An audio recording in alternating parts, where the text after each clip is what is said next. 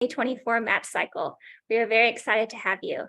My name is Catherine Geico. My pronouns are she, her, and I'm currently a fourth-year medical student at Virginia College of Osteopathic Medicine in Blacksburg, Virginia. I'm serving as one of the co-directors of FuturePedsRes this year. Hello, my name is Estelle Green. My pronouns are she, her. I am a fourth-year medical student at the Penn State College of Medicine in the University Park curriculum located in the Happy Valley of State College, Pennsylvania. And I'm serving as the other co-director for FuturePedsRes this year. Before we start, we would like to acknowledge our APPD faculty advisor, Dr. Michael Dell, Vice Chair of Education at Case Western Reserve University School of Medicine, and Colleen Hughes, who serves as the Associate Executive Director for APPD, as well as acknowledge our COMSEP faculty advisor, Dr. Rachel Thompson, Assistant Professor of Pediatrics and Director of Pediatric Undergraduate Medical Education at the Boston University Chobanian and Avedisian School of Medicine, as well as a special thank you to our outgoing APPD faculty advisor, Dr. John Frona. These individuals have made tonight possible, and we are very grateful for their support. We'd also like to briefly introduce our FPR team that's here with us tonight. We have Denise, Divya, Nicole, Denise, Alex, Shayna, Kiana, Kip, Andrea, and Kashal. We're excited to have you with us and hope the information imparted today will be useful. So to start us off, we would like to introduce Dr. Patricia Poitevien to provide a brief overview of APPD. Dr. Patricia Poitevien is an Associate Professor of Pediatrics and Senior Associate Dean for Diversity, Equity, and Inclusion at the Warren Alpert Medical School of Brown University. Dr. Poitevien's research focuses on inclusion and mentorship of underrepresented learners in academic medicine. She has served as a residency program director in pediatrics for 10 years, first at New York University Hassenfeld Children's Hospital, then at Hasbro Children's Hospital in Rhode Island. She was a founding member of the Association of Pediatric Program Directors Learning Community on Underrepresented Minorities in Medicine, and is currently the president of APPD. Dr. Patricia Poitevien, thank you so much for being here with us tonight, and the floor is yours. Thank you so much, Estelle. I have to comment that is probably the most beautiful pronunciation I've heard of my name outside of my family, I think ever. And I've been around for a really long time. So I appreciate the care and the thoughtfulness around that. That means a lot to me. Thank you so much. I'm also very, oh, go ahead. I was just going to say, I was born in France, so I had many, many years of practice. So I can't lie about that. Sense. You could have just taken credit and just appeared as just a brilliant future pediatrician. I would have said, well, that Estelle just knows. And so please refer to Estelle in the future when you have to say my name. It's really my pleasure to be here with you all. As Estelle shared, I am a recovering program director. I have not been a program director now for just over a year, but still enjoy a great deal of participation in the Association of Pediatric Program Directors, certainly as president, but also because APPD really has been and will continue to be my professional home. The organization is really an incredible space for individuals who are dedicated to the training of future pediatricians. It is where we come when we have questions, when we want to innovate pediatric education, when we want to provide support for our pediatric trainees. And we have found, as program directors, we have found such a welcoming space within APPD. We are always excited to invite more and more people into this home. And so it just follows naturally that the next group of individuals that we would want to invite are trainees and students really who are looking to become trainees in pediatrics. And so I'm just thrilled to have a chance to speak with you all.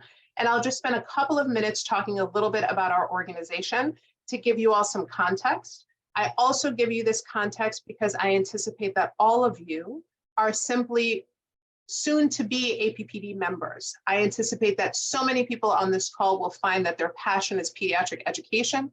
So learning a little bit about the organization sets you up to know that at some point you will become part of it. So I'll just start sharing my screen now. And hopefully you all see that. Perfect. We'll start the slideshow.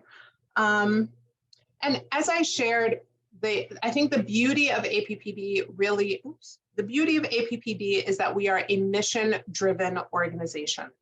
And so we always start this presentation by speaking about our mission because everything that we do is grounded in these words.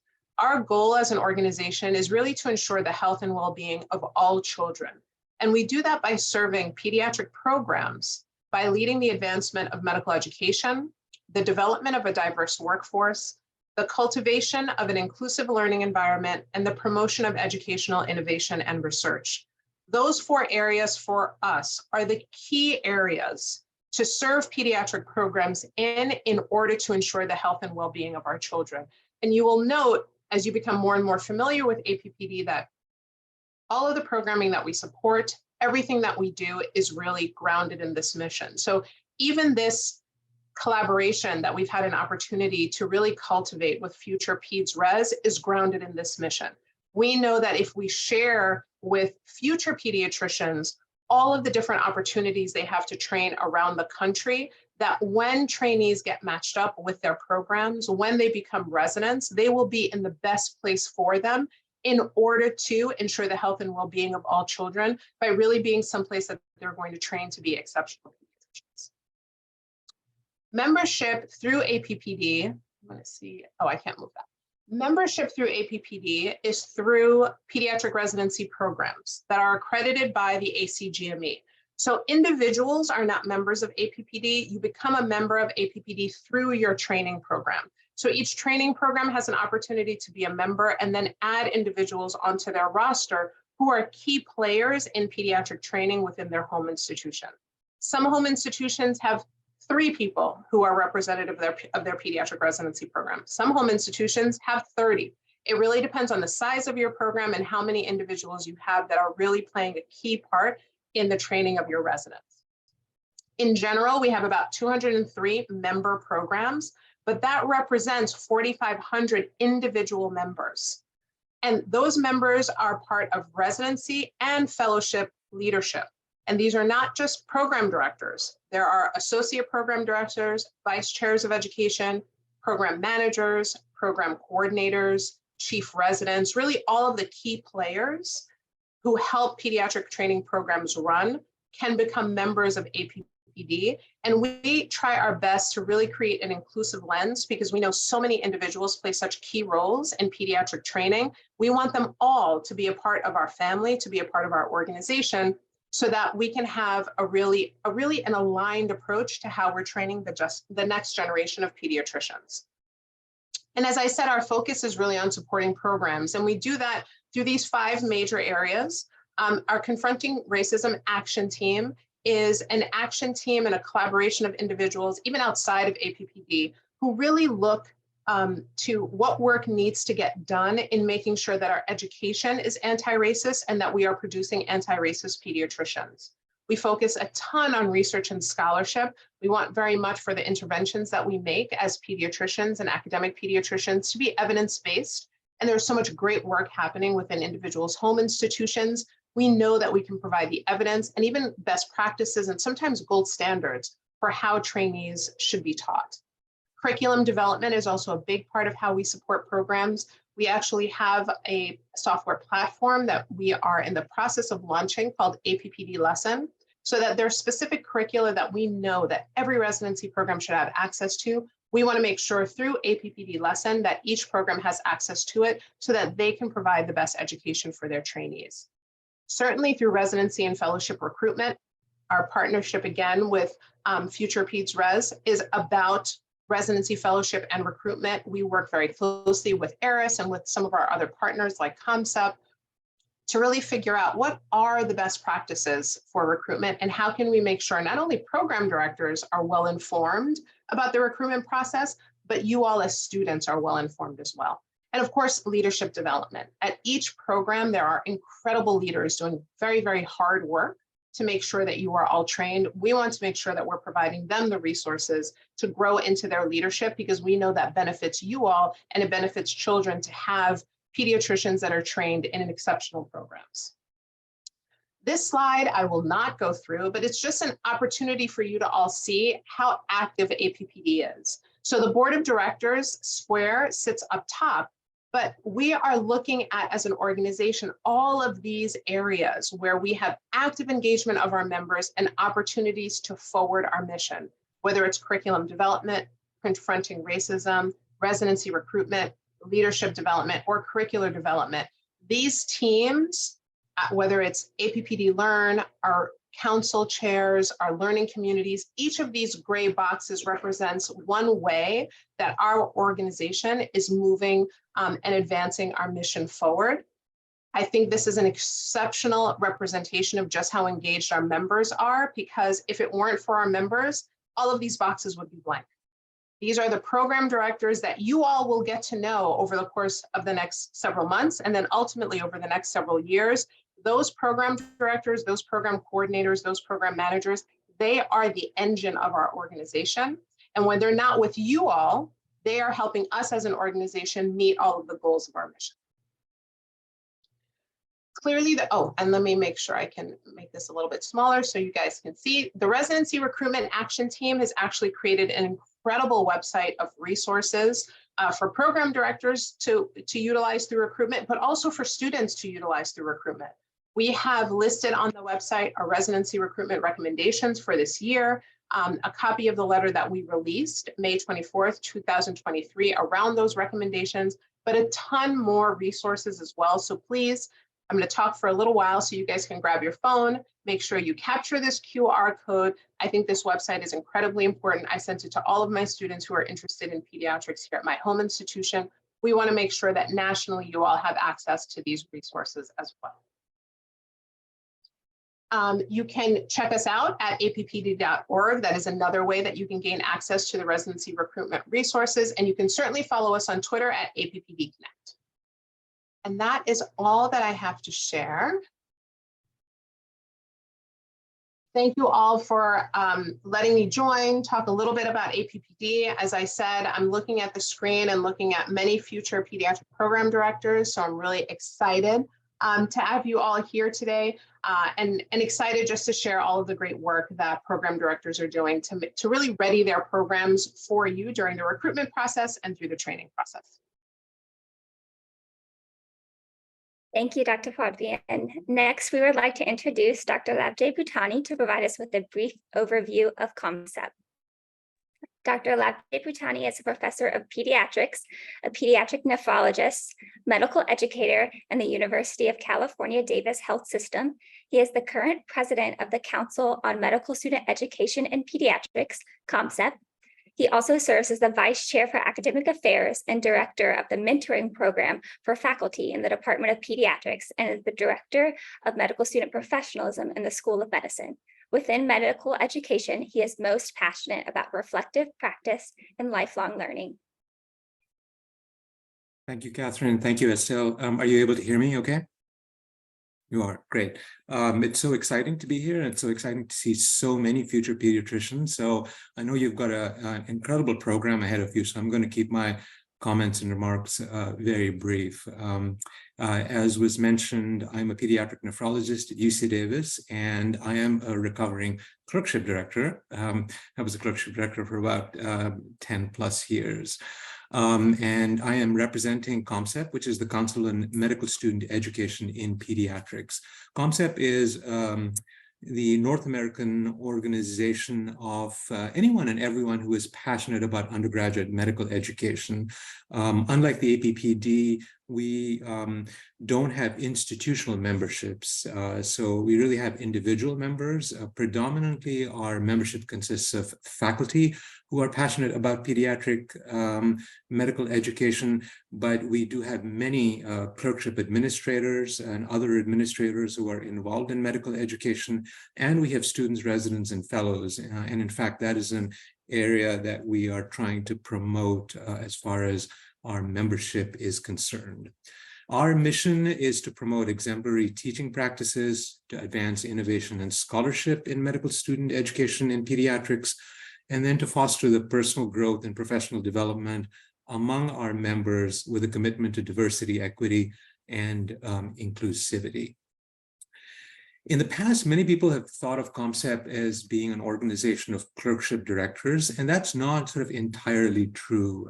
As I mentioned, COMSEP members have different areas of interest and passion. We have many folks who are interested in the pre-clerkship curriculum and efforts to introduce pediatrics early on in the medical school curriculum, and others who are focused on the post-clerkship curriculum and on career advising. Most relevant to the topic today is one of the pillars of our strategic plan, which is medical student engagement. And as part of that, our group and organization is focused on promoting pediatrics and pediatric subspecialties as a potential career choice. And we do this through the mechanism of what we call collaboratives, which are groups of individuals who have a shared passion and a vision. They meet during the annual meeting, and then they also organize many webinars. And an example of a webinar that was recently organized by the Career Advising Collaborative was on pediatric advising for the 2023 to 24 ERAS application. So many of the COMSEP members do have interest and expertise, and we are available here for any of you future pediatricians. So if you have any questions related to the match or the match process, please feel free to reach out to your clerkship directors. If you have a specialty advisor in your institution, if you have a fourth year pediatric education director, a vice chair for education, and of course, your pediatric program directors and associate program directors at your institution. And if for some reason you don't know who to reach out to or have other questions, feel free to give any one of us a call or send us an email. And even if we can't answer a question for you, we will be able to direct you to the right resources. So thank you again, and a warm welcome on behalf of COMSEP. Thank you so much, Dr. Poitevien and Dr. Butani, for sharing such valuable information about APPD and COMSEP. Next, we will be transitioning into sharing information about the process, as well as key changes to the ERAS that are important from the applicant standpoint by Dr. Gwen McIntosh. Dr. Gwen McIntosh is the Associate Dean for Students and Associate Professor of Pediatrics at the University of Wisconsin School of Medicine and Public Health. She serves as a primary care pediatrician within her community and is passionate about medical student education. She served as the Director of Pediatric Medical Student Education for 10 years and is currently in her 23rd year of working in medical student education. She enjoys advising and guiding students through academic, professional, or personal struggles. Dr. McIntosh, thank you so much for being here with us tonight, and the floor is yours. Great. Thank you for inviting me. I appreciate being here.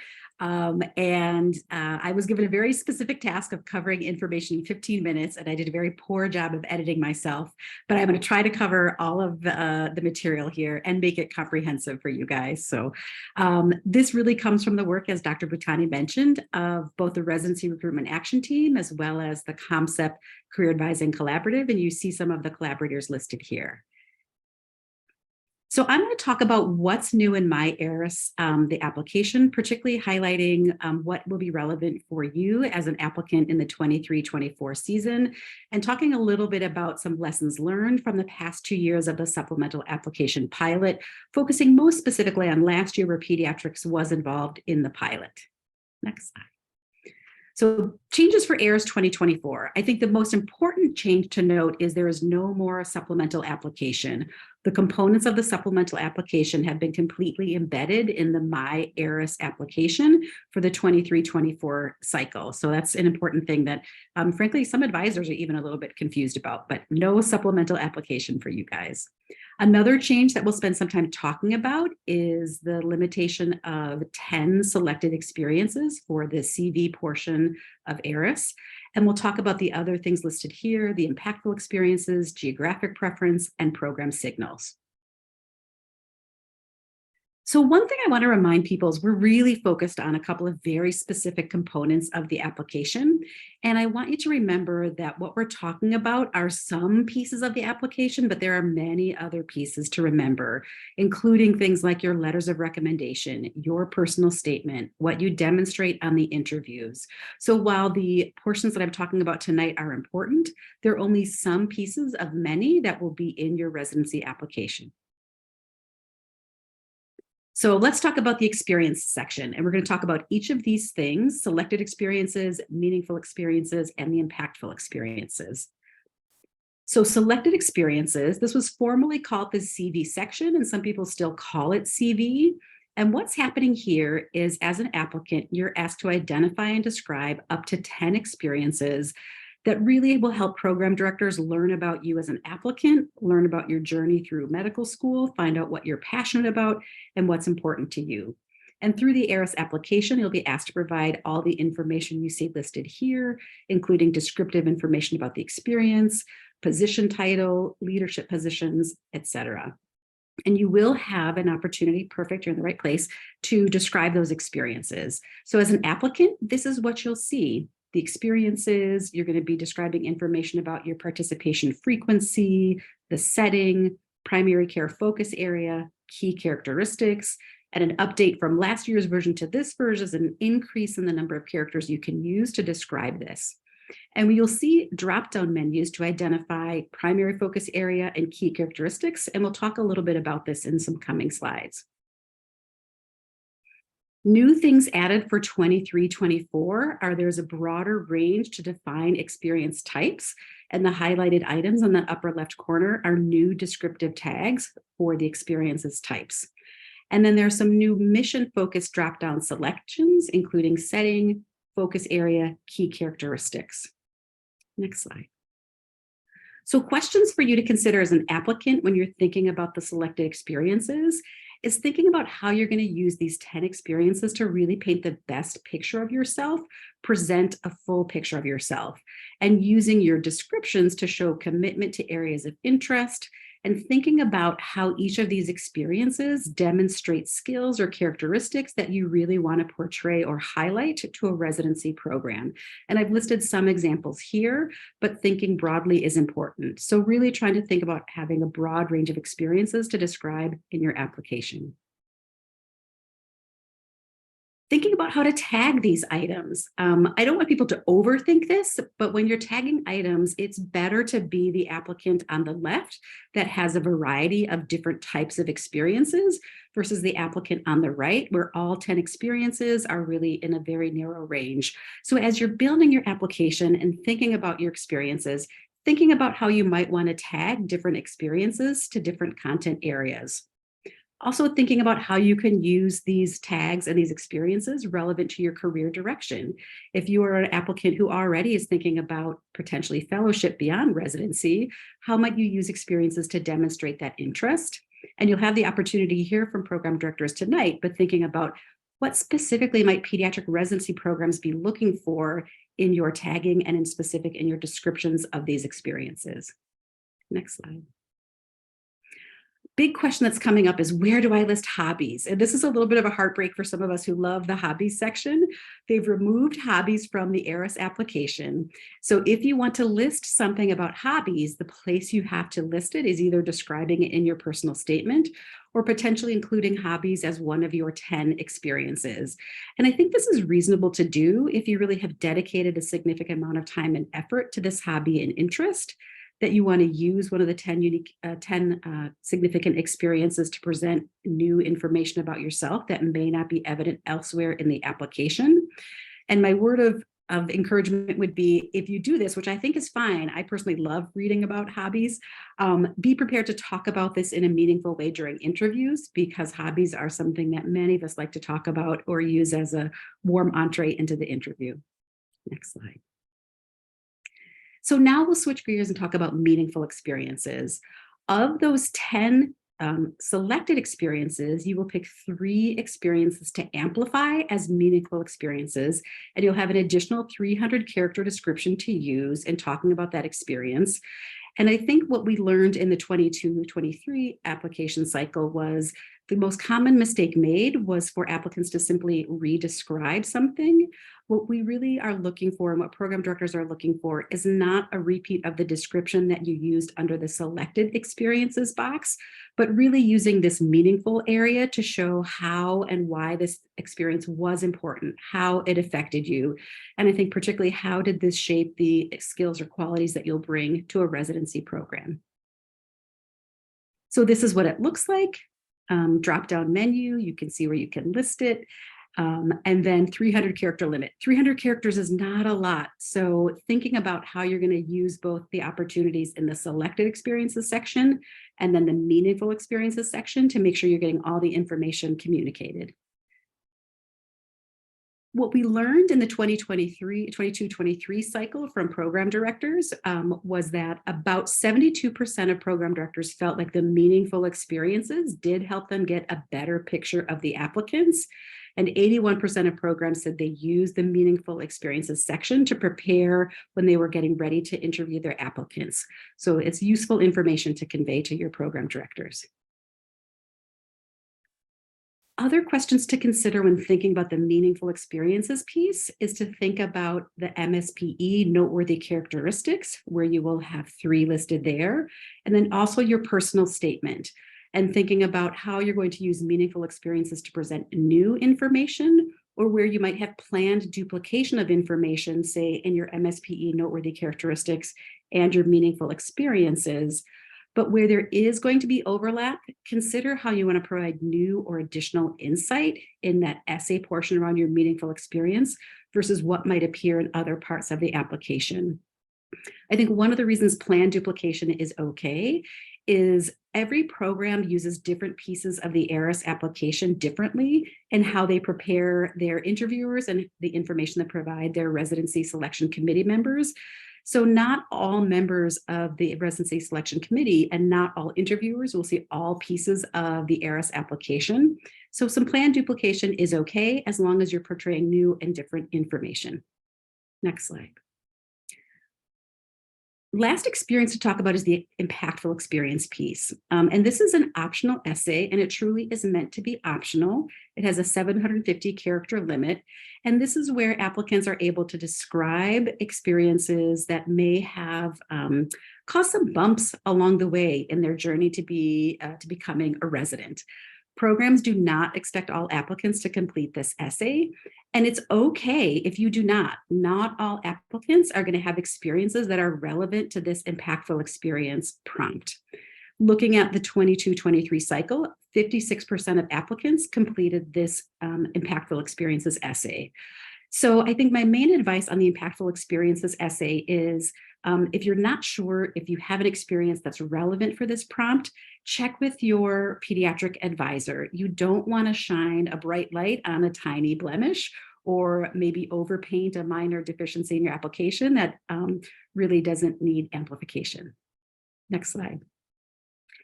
This is what you'll see in the application. And again, what we learned from the 22-23 cycle is that most applicants responded in a way that this prompt was intended, but some applicants didn't seem to appear to understand the instructions.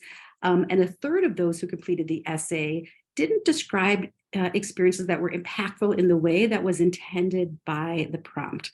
So thinking carefully about, is this a prompt that's relevant for you? And it is certainly okay to not have essay information in response to this prompt. So other lessons learned when we look at this, when we look at how program directors use this, 65% of program directors agreed or strongly agreed that the impactful experiences section helped them see the application in a different context or through a different lens. And what you see listed below are some of the common themes that were described in the essays around personal resilience, personal illness, death of a family member, financial hardship, first gen. Those were some of the common themes discussed in the impactful experiences essays. Now moving on to geographic preferencing. This is a piece that is carried forward from the supplemental application. In 22-23, students have the opportunity to choose 3 geographic signals, and it's the same this year, 3 geographic preferences. Next slide.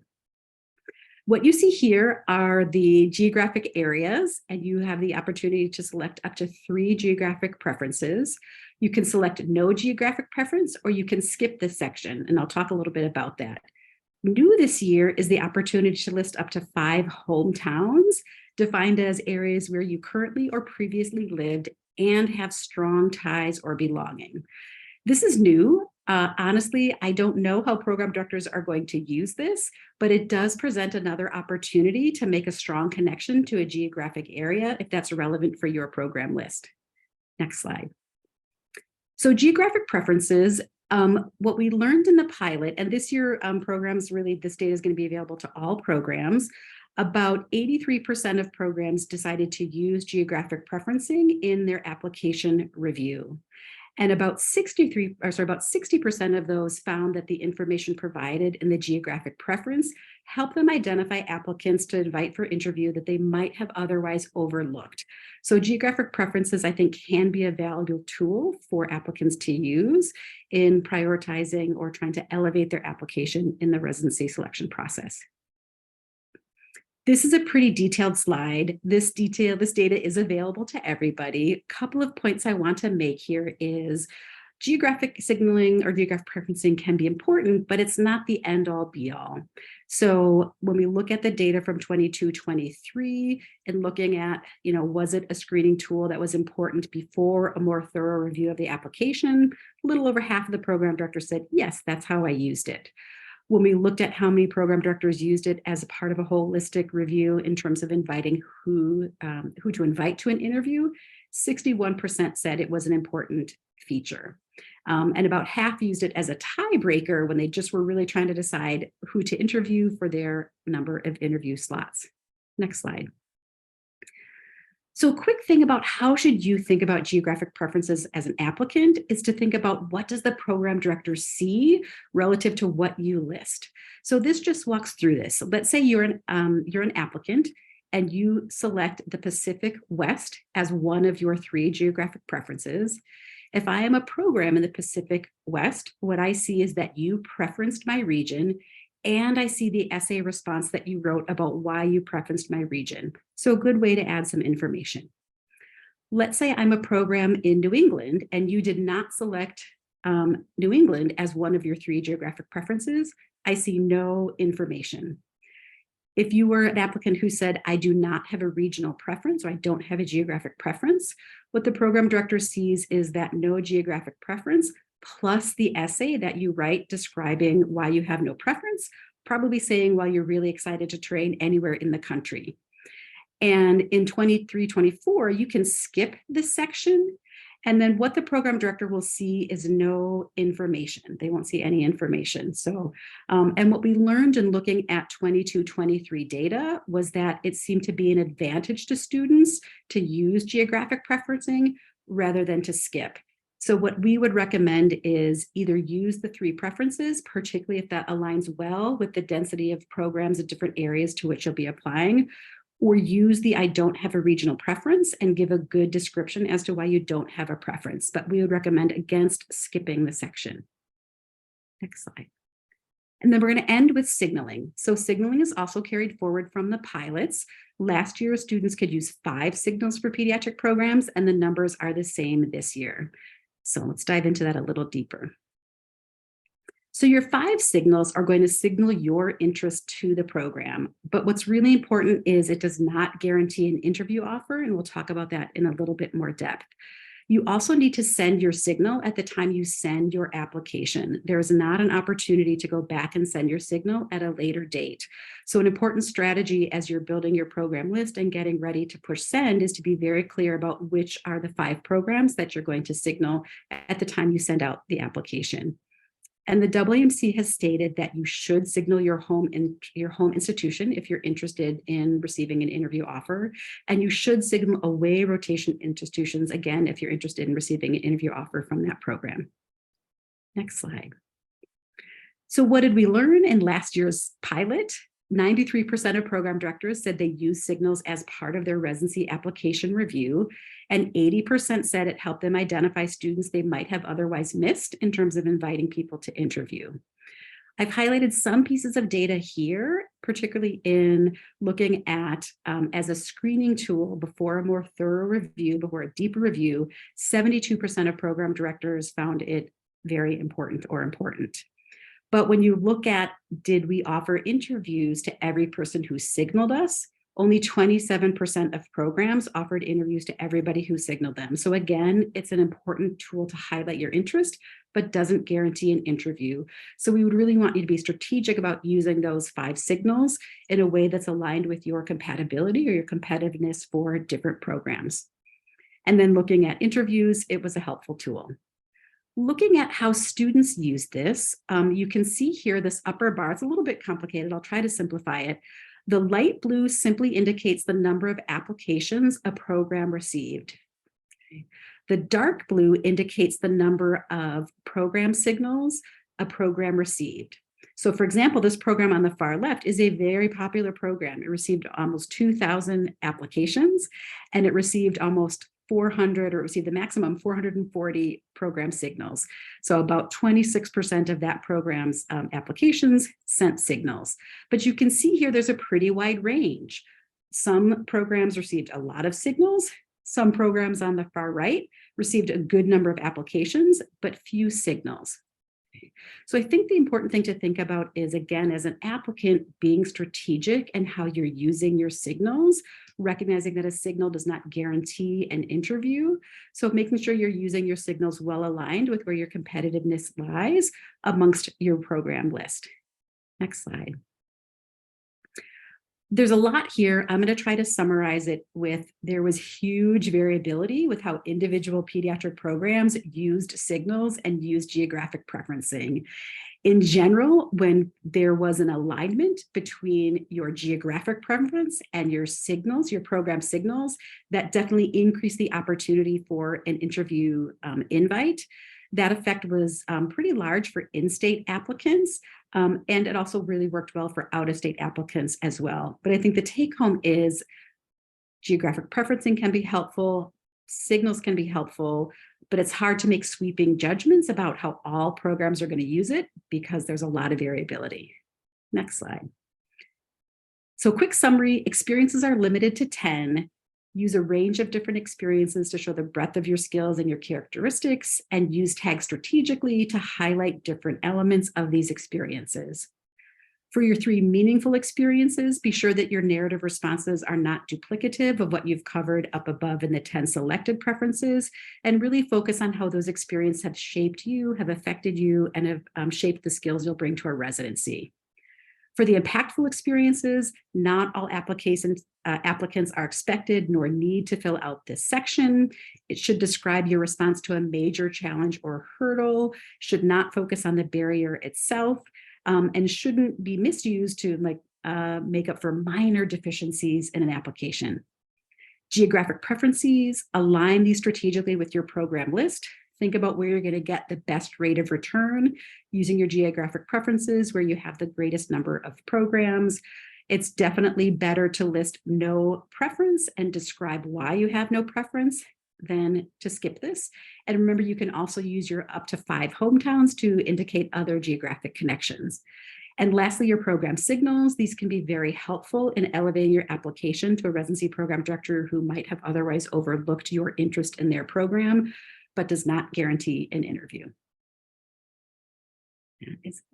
I've got the QR codes here. You don't need to scan these now. I think these will make it available to you that just go over all the different data sources that I've mentioned.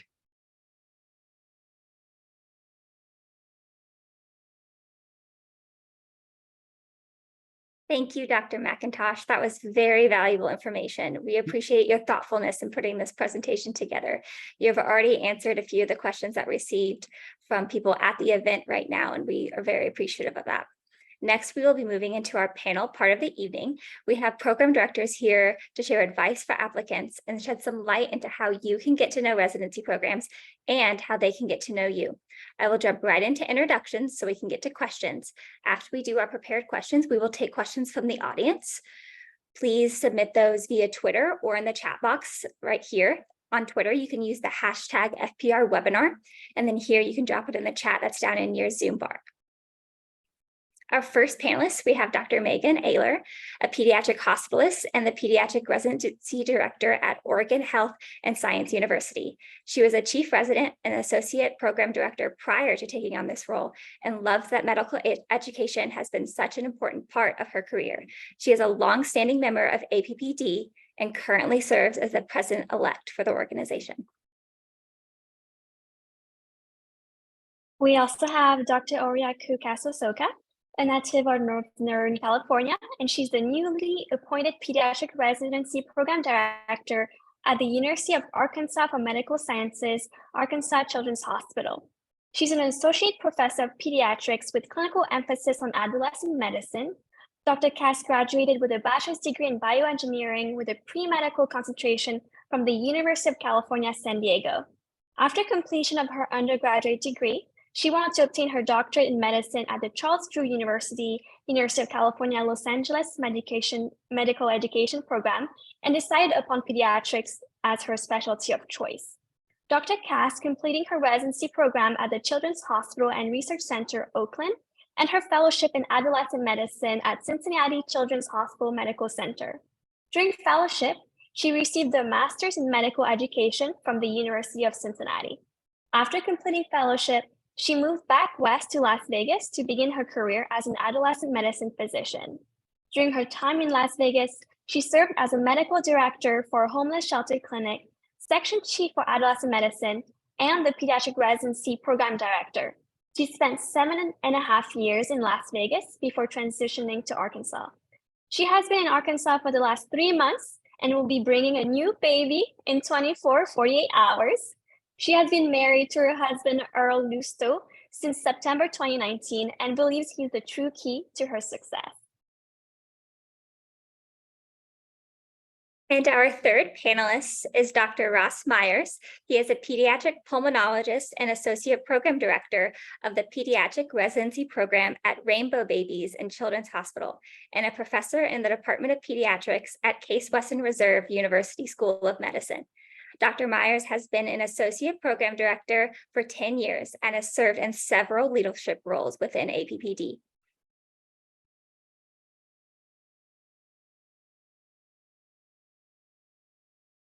Now let's jump into the Q&A. Question 1, since we're one of the first classes that's pass-fail for STEP and COMLEX 1, what should we expect from a holistic approach to reviewing applications? Thank you all so much for having me. What a wonderful evening. And I'm so thrilled to see all of these future pediatricians on the call. Again, my name is Megan Aylor, and we in pediatrics so value holistic review. I appreciate Gwen's comments about painting an accurate picture of who you are as an applicant. So when I'm approaching an application from the view of holistic review, first off, I'm looking to see if the applicant has the base clinical skill to be able to work in our hospital. So I'm looking in the MSPE and in letters of recommendation for comments on medical knowledge, communication skills, professionalism. I'm looking to see that the applicant is intellectually curious. And the MSPE and the letters of recommendation are really where I'm going to tease those out. In addition, as Dr. Poitevien identified, as pediatricians, we do so much more than clinical care. We are advocates for patients. We engage in research. We improve the quality of care that we deliver. We work to address healthcare disparities. And so we're then looking at your activities and interests in all of those different impactful and meaningful experiences that you are able to select that Gwen discussed. And we are looking to see that you have invested some time in activities outside of simply clinical medicine. We want to know that you are well-rounded individuals with additional passions and desire to contribute to other areas of pediatrics. We are looking for grit and resilience. And so that if you do have something to put in that impactful experience, making sure to include the ways that you have demonstrated resilience through something that maybe was impactful. And then if you are selected for an interview, we are definitely looking for the communication skills, reflection of insight, ability to work in teams, collaborate with others during that interview time. I certainly welcome input from my presenters, but those are some of the things that our program is looking at as we are going through the holistic review. And I really encourage you to use this time for some good self-reflection to paint that clear picture of what you are passionate about. I think it will also help you to seek programs with that lens of the things that align most with your individual passions.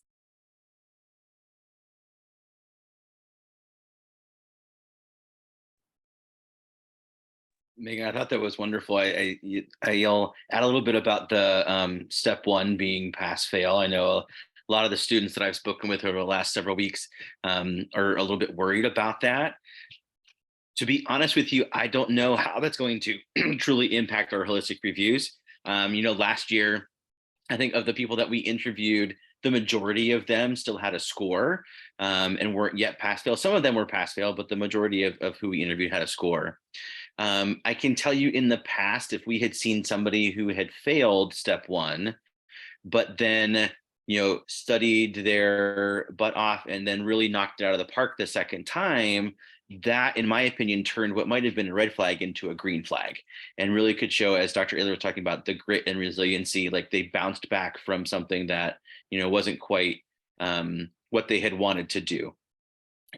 With it being pass fail, you don't know if the first time was a fail, how low that fail was. And then the second time was a pass, how high that pass was. And so some of the information that we had used in the past, even if there was a fail first, won't be there anymore. And I'm not quite sure exactly how that's going to impact us because it's going to be relatively new for the program directors that are out there.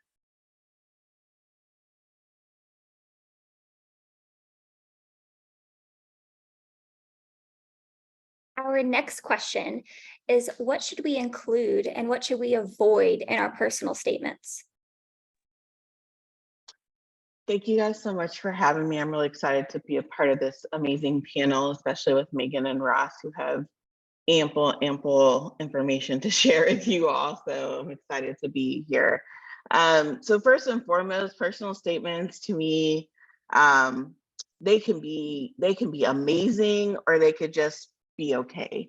I don't think anybody, I think it's really important for a personal statement to stand out. So I think you should really take some time to think about what is important to you and what helped you make a decision to go into pediatrics as you are preparing to write your personal statement, jotting down ideas as they come, even if you're like, on rotations, doing other things, you're seeing different types of patients, writing that all down so that you can put it all together later on.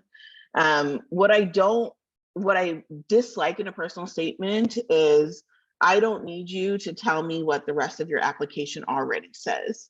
I don't need you to reiterate it. I don't need you to focus on that area.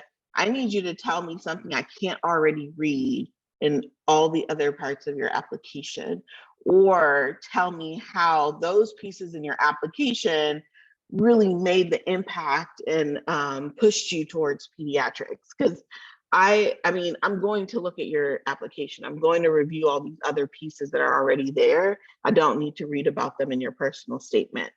So my preference is that you don't do that in your personal statement. And then also think about the type of program that you want. You want to amplify what it is you desire as you're moving your career in this direction. So if you're someone who is really community focused, really thinks about like DEI issues, all of these things, you want to portray that because the program that wants that type of characteristic is looking for that. And they want to be able to read it and find it. If they can't find it in your application, they want to be able to find it in your personal statement. So I encourage you to think through what is it you really want to get out of your program or what type of program you might be looking for. If you want a very research focused program, then you want to portray that, because there are a lot of different programs that focus in many different areas, and you want them to be able to pick out, oh yeah, this is the type of resident or future resident that I desire to have. So those are some of the things I would include in your personal statement, as well as some of the things I would personally avoid. I definitely just want to reiterate, do not use your personal statement to say what is already in your application. Tell me something different. I want to be odd, to be honest. Like the end of your personal statement, I want to be like, wow, I would have never gotten that from their application. I really want to see more of you and be able to pick those little pieces out that for you were really substantial in making a decision to go into pediatrics.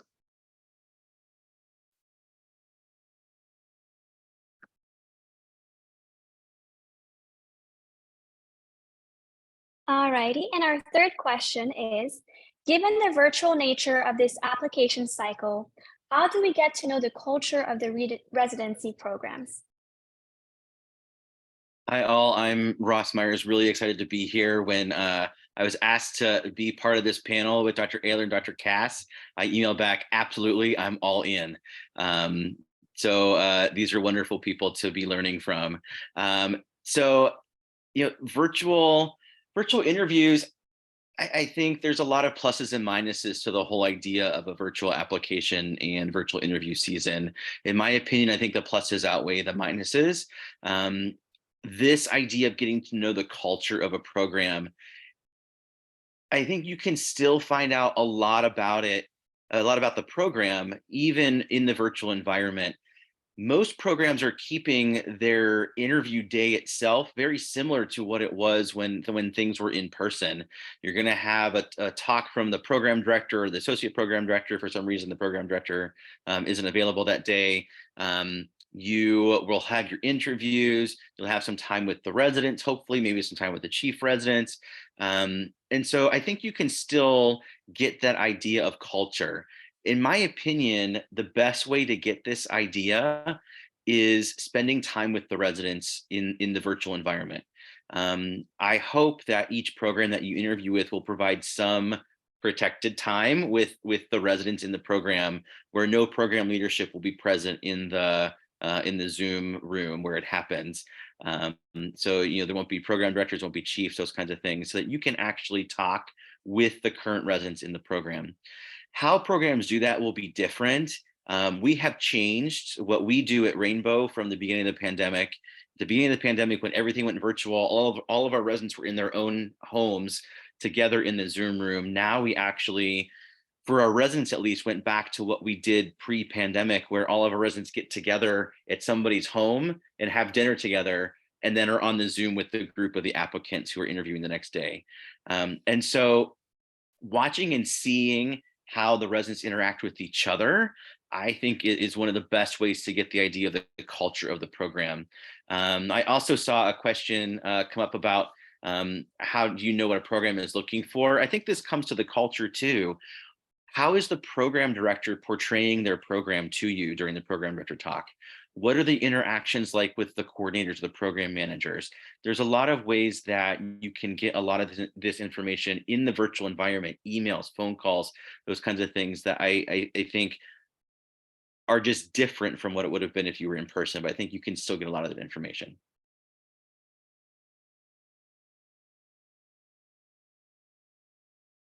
Thank you. Now let's transition into some of the questions that we've received from social media and the audience here tonight. The first question is, when it comes time that ERAS opens for submissions, should anything prevent me from submitting right away, missing letters of rec, missing scores?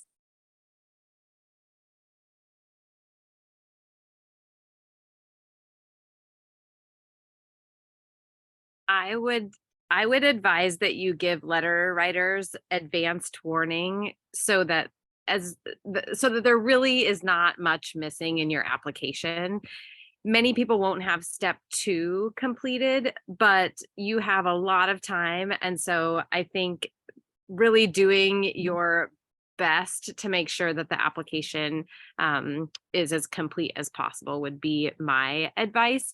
It doesn't matter when the opening day happens, we can download the entire application. We can't tell if you applied to us on the day that ARIS opened or 48 hours before we can download. So that timing doesn't matter. But it is good to make sure that everything is going to be complete before we as program directors can download.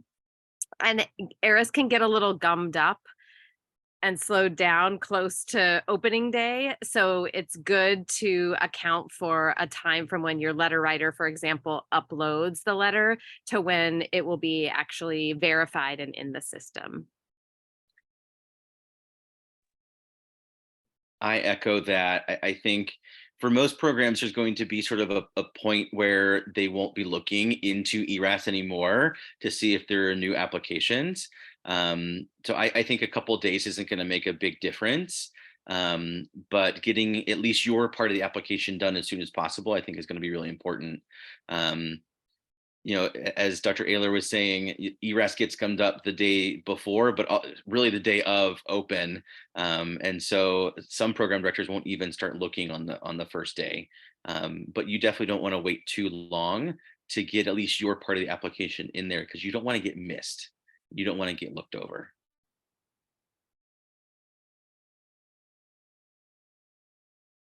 Thank you so much for that. Another question we got was, how can we improve our chances as a non-traditional or IMG applicant? Specifically, are MSPEs for these applicants considered any differently?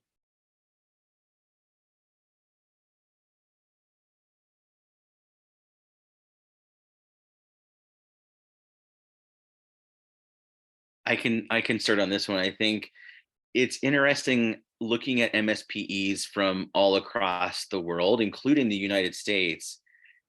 MSPEs are different from one school to the next, whether it be an allopathic school to another allopathic school, to an osteopathic school, to an international school. They're all different. Some are better than others. I think the more information that your MSPE includes, the better off it makes your application look. So especially if you're an international medical graduate, knowing what can go into your MSPE and seeing if you can review your MSPE in advance. I know a lot of the allopathic and osteopathic schools do that in the United States. If you're able to look at that MSPE before it actually gets uploaded, I think that could give you a lot of help in knowing what's in there. And if there's not much in there that you think should be, ask them to put it in there and really advocate for yourself to get as much of that information in there as possible.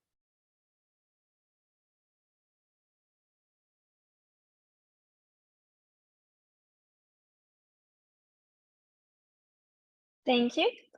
Another question we got was, can we send letter of intent to programs that we're interested in before program directors can read our application?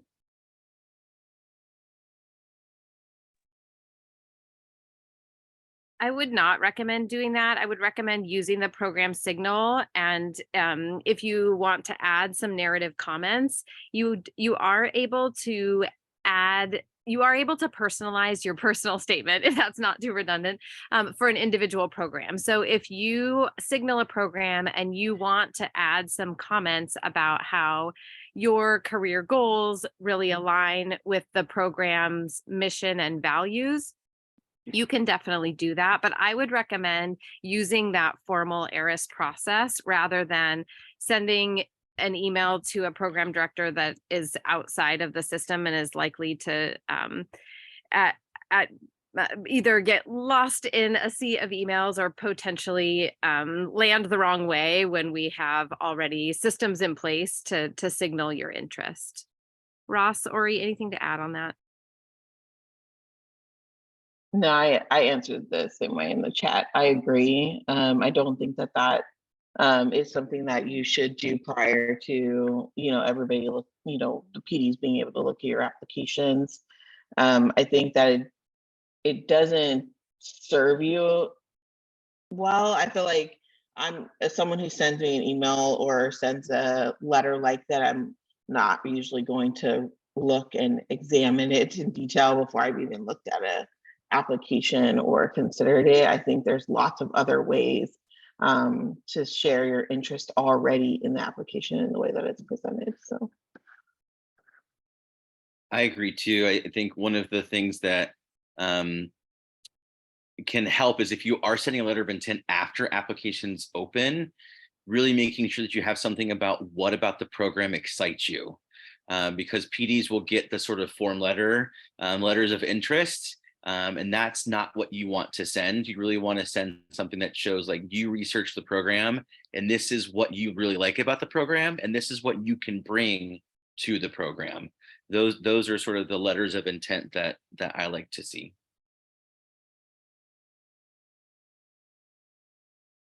And so I know we're running a little bit out of time.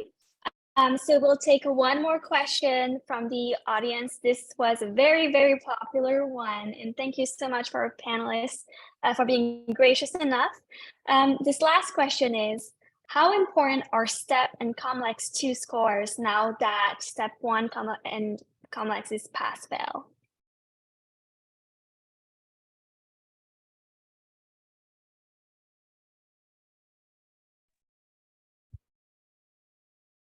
I think the uncomfortable silence is because at least I can't say that I know for sure. We in our program understand all of the very good reasons for looking at exams in a pass-fail manner. So I would like to say that we are going to, step back and really utilize the holistic review and not pay a lot of attention to a numeric score, but I don't feel like that's probably going to be universally true, and that there may be some programs that are going to look at that number. So I think it's a learning year for all of us. And I think, do your best on that exam. I don't know that it needs to be overemphasized. I know one thing that our advisors at our school are saying is certainly don't take additional time from your clinical learning to study for Step 2 to try to boost that score to a number that is going to make it look shinier. Your time is better spent gaining the skills in a clinical rotation than it is trying to impact that Step 2 score.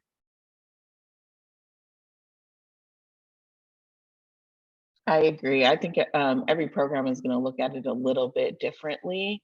For me, I definitely am of the on the side of I want you to pass your exam, right? And again, this is one of the things that just because you failed once doesn't mean, or you failed at all, doesn't mean that you're not going to be a great doctor. And I think there's other things that are going to set you aside and put you on someone's radar to interview regardless of those test scores and regardless of situation. So I think every program is going to be a little bit differently and view it a little bit differently, but we all don't really know what that's going to look like.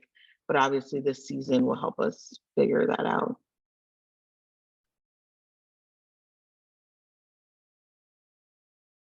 All right. Thank you so much, Dr. Kas-Osaka, and to all our speakers and panelists who took time out today to join us.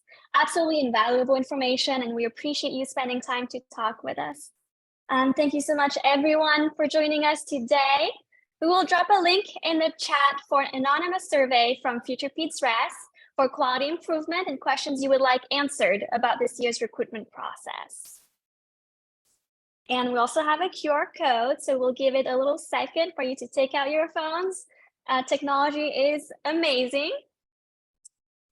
And so once again, we hope that everyone was able to glean some important information from today's kickoff. As application and interview season gets into full swing, we want to remind you again that this webinar is part of our series. Our upcoming equity-focused webinars will go over DO, IMG, LGBTQ+ mentoring. Then we will have our regional webinars where you will have the opportunity to speak with our wonderful program directors across all ERAS regions. You can register for the events using the link we will share in the chat. Stay tuned on all things FuturePedsRes by following us on Twitter, Instagram, and signing up for the listserv on our website.